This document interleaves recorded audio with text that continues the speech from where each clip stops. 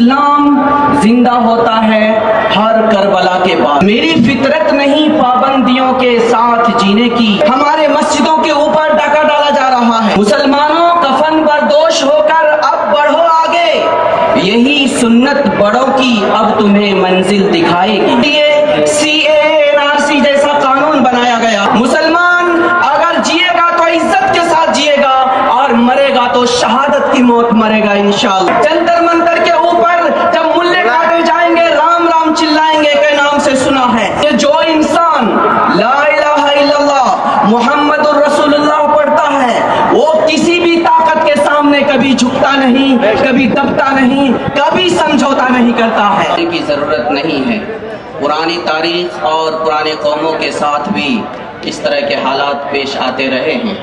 اللہ تبارک تعالی ہمیشہ حالات کو بدلتے رہتے ہیں اور اس کا مقصد ہے لِيَعْلَمَ اللَّهُ الَّذِينَ آمَنُوا وَيَتَّخِذَ مِنكُمْ شُهَدَاءَ۔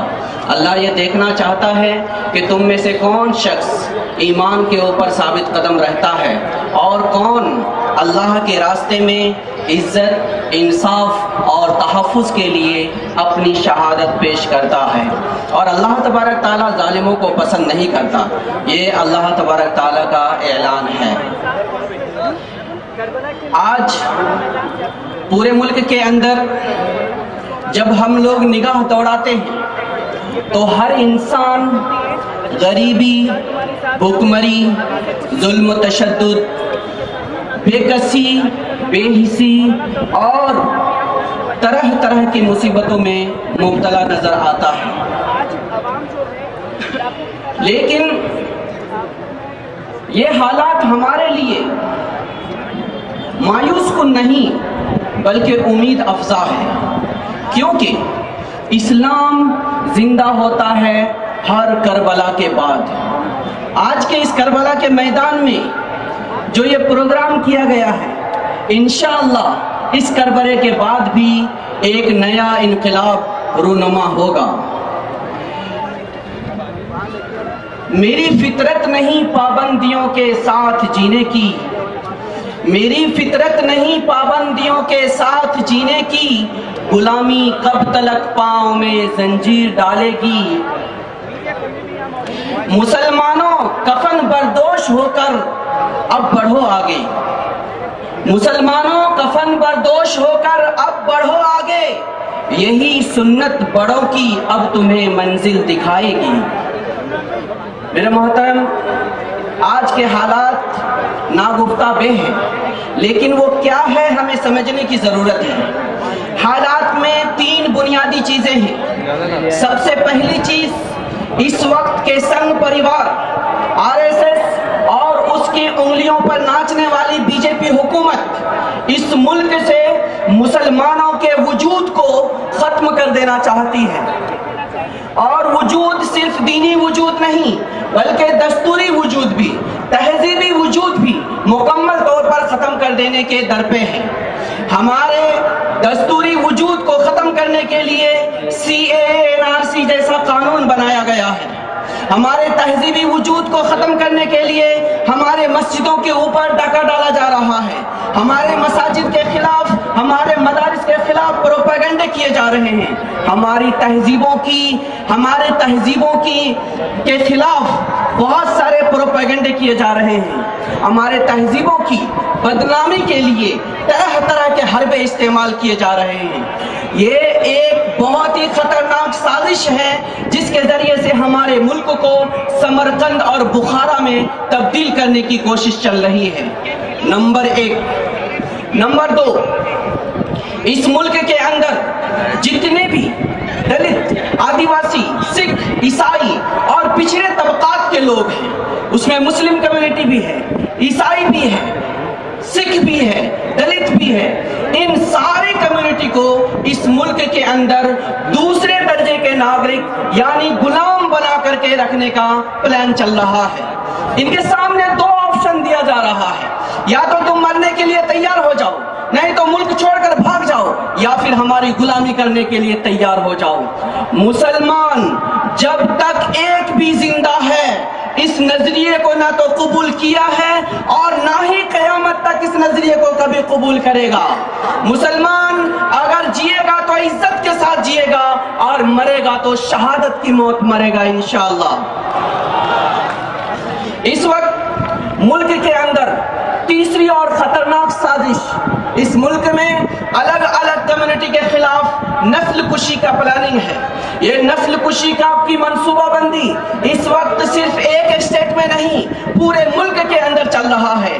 ہر جگہ جا کر RSS کے لوگ، سنگھ پریوار کے لوگ اپنے لوگوں کے کانوں میں یہ بات بول رہے ہیں کہ مسلمانوں کو اس ملک میں رہنے کا حق نہیں، دلتوں کو اس ملک میں رہنے کا حق نہیں، سکھوں اور عیسائیوں کو اس ملک کے اندر رہنے کا حق نہیں۔ نسل کشی کے لیے پورا پلان ہو چکا ہے۔